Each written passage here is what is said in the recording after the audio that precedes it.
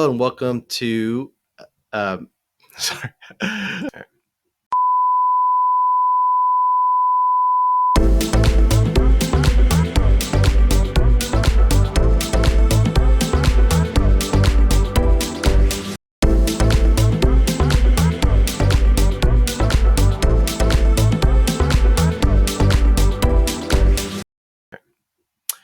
What is your name and where are you originally from?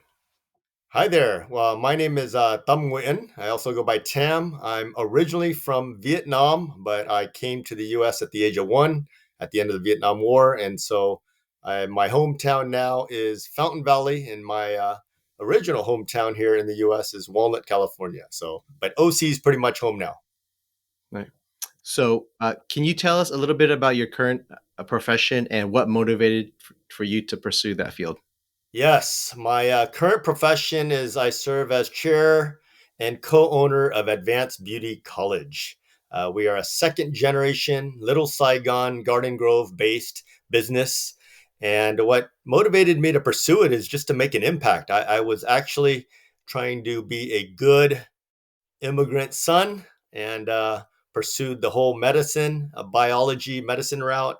Actually finished my bachelor's and MD, and quite frankly, that was when I knew that was something I did for mom and dad, and it wasn't for me. So upon graduating with my MD, I had that hard conversation. Felt like the first time I'd ever betrayed my parents as a good Vietnamese son, and shared with them that I was going to pursue my passion, which was an MBA, and to follow in their pursuit of being an entrepreneur and a family business owner, serving the nail industry and trying to become the leading trainer for the nail industry and beauty profession. Having that discussion with your parents about not pursuing to become a doctor and going into education and business like they did, I can imagine it was, like you said, a very difficult conversation. How did you kind of muster up the courage and have this conversation with them? So I'm turning 50 this year, and it's still the hardest conversation I've ever had in my life. Um, it sometimes when I bring myself back to that conversation, so much negative emotions come throughout because it was so hard. I mean, growing up, I heard so many incredible stories, and I was inspired by my mom and dad's stories of coming to America with nothing but the shirts on their back, coming in 1975, right after the Vietnam War, starting out without understanding the language, not knowing the culture, not knowing anything about compliance, finance, etc., and starting this business. And I got to see them struggle. I got to see them grow. I got to see them just work, 25/8 in a 24/7 day and work week.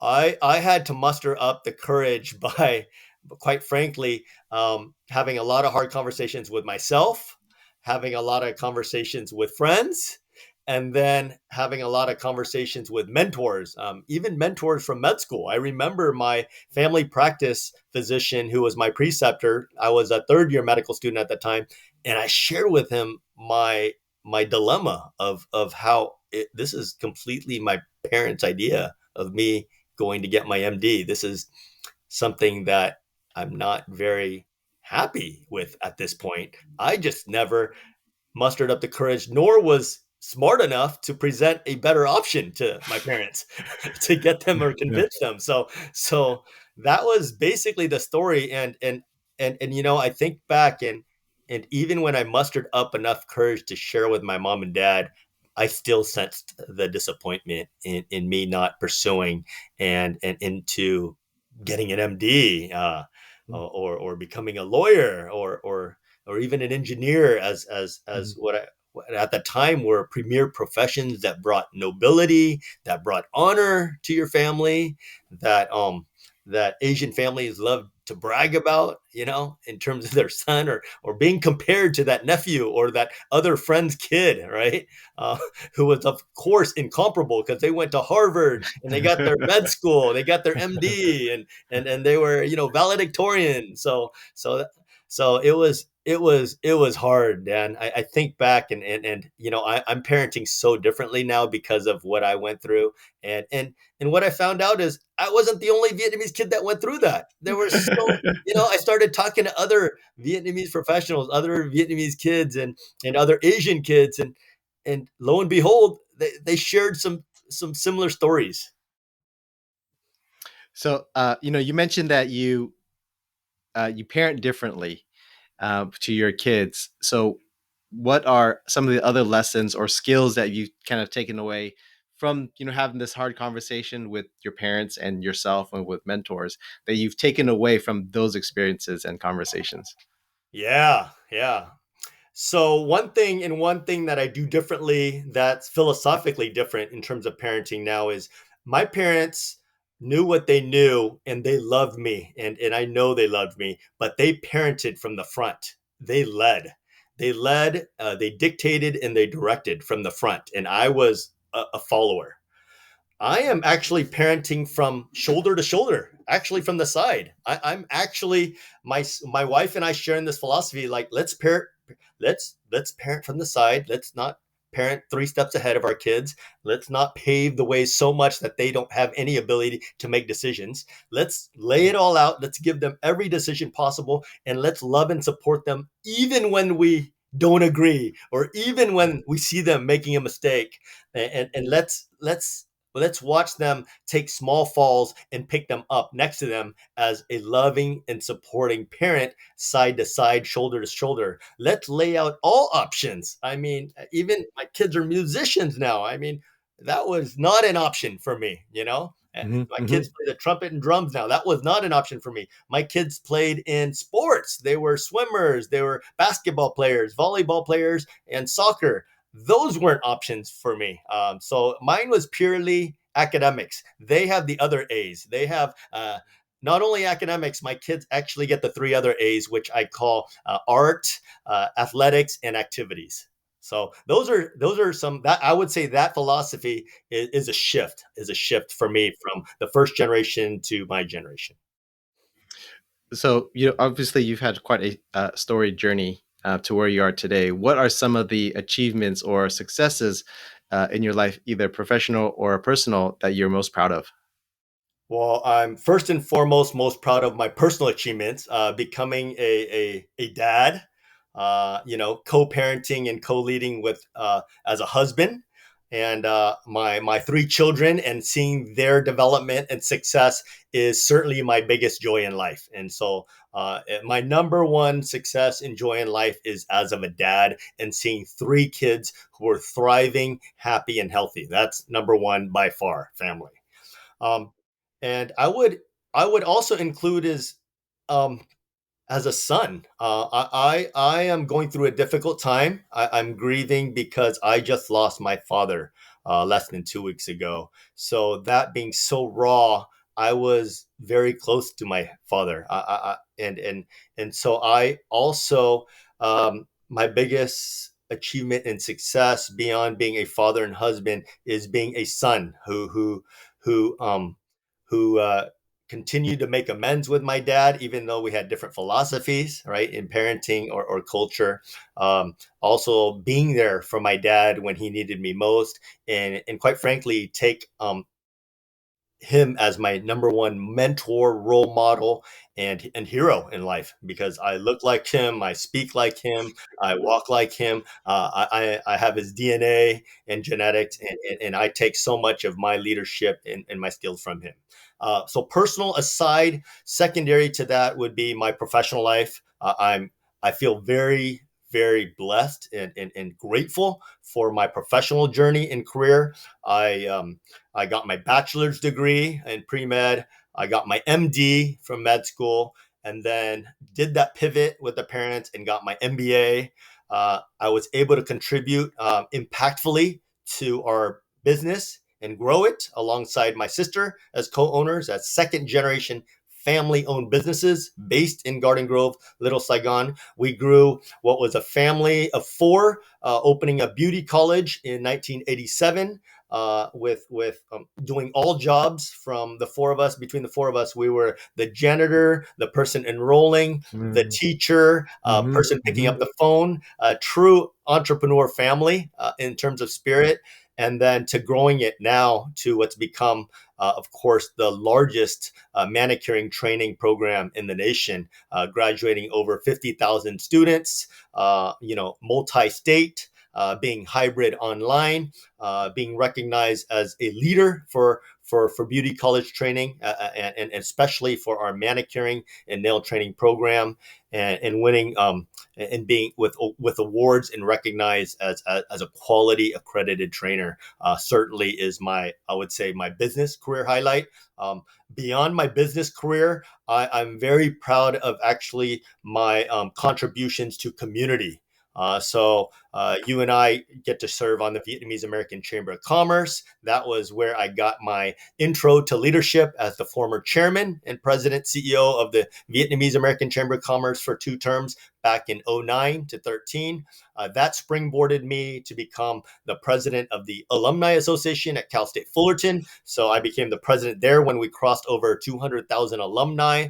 That springboarded me to many other boards. I serve on a major hospital board for Memorial Care Hospital System, the major system that that serves the Orange County, the Vietnamese community. So Memorial Care Hospitals, very quality hospital where my wife worked a long time as a pharmacist. My 3 children were born. Many of my classmates from undergrad and med school are working. I'm the chairman of the board for the university at Cal State Fullerton now, of the Philanthropic Foundation. We just finished a multi-year campaign raising the largest sum we've ever raised in university history, with over $270 million. And I'm the current chair of that board. And what an honor of a lifetime, be chair of that board. It didn't stop there. I joined the board of a bank. So I'm a founding board member of Genesis Bank, the largest bank ever created in Orange County history, a startup bank. So at $57 million in 20 of 21, I was a founding board member of 7 boards members to join that corporate board, a bank board that's FDIC, MDI bank. And then so I'm on a hospital, a university, a bank. I decided not to stop there and challenge myself. So I'm on a city foundation board. So Garden Grove City Foundation, I'm the immediate past president and still continue to serve on that board. And then at the county level, I'm the Orange County United Way board. I served as the vice chair. I still currently serve on that board. And then and then I'm currently the chairman of the SBDN, the Small Business Diversity Network board, which serves small businesses, works very closely with Vietnamese American Chamber of Commerce and other ethnic chambers. And so I do that. And then lastly, I get to teach. I get to teach, my dream part-time job. I get to teach at Cal State Fullerton. I've been teaching as a faculty member there in the business department since 2016, and I continue to bring students abroad, as well as teach classes here at the undergraduate level. Next year I'll start teaching also at the MBA level at Cal State Fullerton. So still very actively involved in the community. I'm not actively involved in my day-to-day operation anymore of the beauty college. Still, I provide governance strategy along with my sister as the chair of that board. And I love being a full-time board member of many boards, corporate boards, nonprofit boards, large organizations, startup organizations. And then I'm very passionate, of course, about our industry, the nail industry, the beauty industry. So part of Pro Nail Association, part of Nailing It for America, part of Beauty Changes Lives, as a supporter, as well as a former board member for the large umbrella organization nationwide called AACS, which is the acronym of American Association of Cosmetology Schools, where I served 2 terms on that national. But I'm all in. I'm all in on community. I'm all in on that. I've also dabbled in public sector. My first, so I'm the current vice chairman of OCTA, which stands for Orange County Transportation Authority. Incredible. So I get to serve with 5 county supervisors, 10 mayors and councilmen as a public board member. We oversee a $2 billion budget annually. We're completing this year in 2023. We're completing the largest freeway project in California history at over $2 billion, the 405 freeway expansion. So we all get to drive on the 405 with extra lanes and 16 miles and 18 new bridges. So I'm I'm honored to serve as the vice chairman there and go to Wall Street and learn all about learn about how public sector dollars work and infrastructure works. So I'm staying busy. I'm staying busy. Um, there's several other boards that I'm on, but they're more related to my kids at the elementary school. Now they're done. So middle school, as well as we're all in on the band, the Fountain Valley Royal Regiment. So my wife and I take on the dine out. She's the treasurer, but she's the CEO at home. And if my wife wasn't a CEO at home, and if my sister wasn't a CEO at work, and I didn't have the village that I have, I wouldn't be able to obviously do all the things that I want to do, which I'm doing now. I think I we think should we just should have just a have a separate interview with you about just time management and serving all these places. But on a kind of a more serious question, like how do you balance your all these obligations you have and your personal life, taking care yeah. of your wife and kids? Yeah, I had to learn early on by failing forward and by making a lot of mistakes that I actually had to eliminate the word balance out of my vocabulary. And I started saying, and I've convinced myself now that there is no balance. So there's no work life balance. So there's a new concept that I call it work life harmony. So I've replaced the word balance with harmony. So what does work life harmony for me mean? It means there's going to be weeks where I go all in on the family and we're on a vacation and I don't do anything in the community or anything at work because I'm giving them my full undivided attention. I'm a full-time dad and husband. And then there's weeks where it's like, man, it's accreditation week at the beauty college. It's the our accreditation team's coming down. The funders are coming. The business partners are flying in. I am giving it 100% and I am hosting them. I'm with them. I'm strategizing with them, and my wife and kids totally understand. It's like, hey, dad's got business, he's got work to do. So there's no balance there. He's going all in on these next 3 days for work. And then community, I have these board meetings. Whether it's a monthly board meeting for the bank or quarterly board meeting for the other organizations I serve on, for the hospital and university, when I chair these meetings, I'm all in. I give it my all. I prep for it. I give my thoughts and input. I provide governance. I research it, and I'm all in. I mean, so when I'm blocking out a half a day to run these board meetings and be part of it, I'm all in. There's no balance. There's harmony because I'm very good at communicating, whether it's with my sister, my wife, my kids, or my business partners, or each organization. If I have a conflict or if I have to go all in, so I am not good at work life balance. I've created something for myself called work life harmony. Mhm. So obviously, you immigrated here from Vietnam. You do, at least with the beauty college, have some connection with the Saigon and Vietnamese community. Are there any ways that you intentionally, stay connected with the Vietnamese culture and heritage through your participation through the community or business? I am. First and foremost, I'm so proud to be an American of Vietnamese heritage, and I know where my roots are in Vietnam, as well as I know where my new home is, where I'm raising my kids, and we're deep rooted here in America, in particular, Little Saigon, Orange County. Our business, our company, Advanced Beauty College, has greatly benefited from the Vietnamese community. What a joy to be able to work and have support from the Vietnamese community and give training to an industry that the Vietnamese dominate, in particular the nail industry. Most manicures in America are done by Vietnamese Americans, and most owners here in California now, 80% of salons are owned by Vietnamese Americans.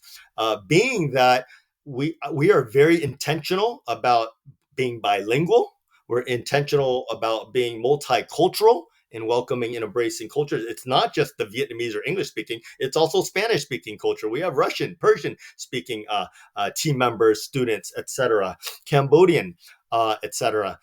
I In terms of my own Vietnamese American identity, my kids all went to Vietnamese school. until they didn't like it and they told me and my wife that they're going to quit because they're already going to American school 5 days a week. And so we've been intentional about exposing them to other ways to learn about the Vietnamese culture, mainly through good food or traveling to Vietnam to visit grandpa when he was still with us, visiting friends who are Vietnamese households, and embracing that. I'm also a very active supporter of VALA, the Vietnamese American Arts and Letters Association. So Vietnamese films. I'm a huge supporter of Vietnamese films. I'm a huge supporter of Vietnamese art. Um, I've been very active with Dr. Natalie Tran in the Vietnamese American education stuff done by Cal State Fullerton. So I love that there's bilingual programs now. I love that there's dual immersion programs now. I love that hopefully in the future for my kids that they could take Vietnamese. I didn't have taking Vietnamese as an option. So those are things I'm very intentional about. I still celebrate celebrations really big in our family. So Tết Trung Thu is coming up. Tết, of course, Lunar New Year's big. Which kid or which Vietnamese kid doesn't like getting a red envelope or singing lion dances or going to eat the good food at Hội Chợ Tết at the Tết festival? So we are all in on that. And then, of course, where I serve with you, Dan, on the Vietnamese American Chamber of Commerce. It's kind of like the best of both worlds.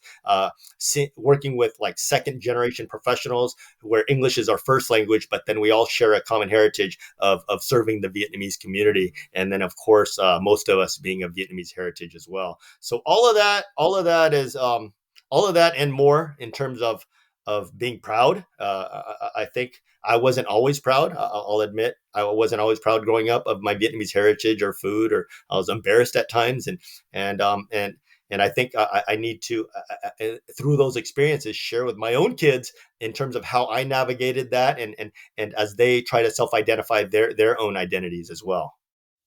So you So you mentioned mentioned earlier earlier. about work harmony, right? Yes. Um, are there any other values or principles that guide you through work and in life? Yes. Yes. My dad was my North Star. His work ethic was legendary. It was like Kobe Bryant, like, right. I mean, he was legendary. He had the Mamba mentality before I've heard the term Mamba mentality. His work ethic and my wife's work ethic, she inspires me. My mom's work ethic. So those around me who are closest to me in my life, from mom, dad, and wife, have tremendous work ethic, and so I've never been the strongest, the smartest, the quickest, but man, my work ethic was I was always able to compete or hang because of my work ethic. So that's still one of my North Stars. I'm not I can guarantee you I am not the most experienced, not the smartest, not the most brilliant, not the Ivy League guy on the boards that I'm serving, but man, I work hard, and I love outworking and working with colleagues in terms of the work ethic. So we already talked about the work life harmony principle, and and just being grateful. You know what? We can complain all day. We can gripe, complain, and hate. But being grateful is beautiful. Being grateful and kind and leading with that and smiling when everyone else is grouchy, or being the positive light in the room when everyone's sad. Being positive Paul instead of negative, whatever. And so I those are important to me. Yeah. What are some of your goals or aspirations for the future? My goals and aspirations for the future are things that I'm executing now. I want to serve and make an impact. My number one goal is to make an impact. I also have a goal and mission of leading a healthy and happy life along with my family, and impacting the communities that I'm a part of. So those are my mission statements, my goals and aspirations.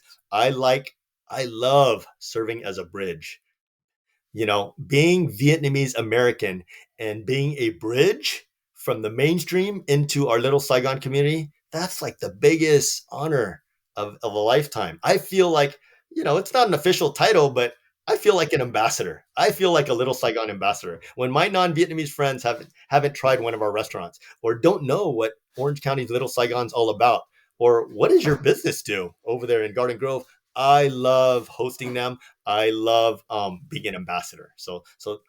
My goal and aspirations is to continue to be an ambassador and build more bridges. So when our kids, yours and mine, um, there's more bridges than what we got to cross. And hey, final question is, what advice would you give other Vietnamese diaspora who would want to follow in your footsteps?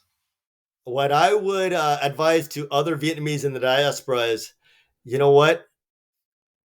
Let's connect, collaborate. The power. If you want, what is that? There's that one. If you want to go fast, go alone. But if you want to go far, go together. There is beautiful beauty in collaboration in working together. The world's too big of a place to try to do things on your own. And so if you're part of the Vietnamese greater diaspora, connect with me, connect with Dan, connect with Vietnamese American Chamber of Commerce, connect with, you know, I'm happy to offer any of my connections on any of my boards. Cal State Fullerton, Genesis Bank, Memorial Care Hospital, Garden Grove, Fountain Valley. All of those are areas where I'm so active in. Let's connect. Thank you so much, Tam Nguyen, with Advanced Beauty College and everywhere else.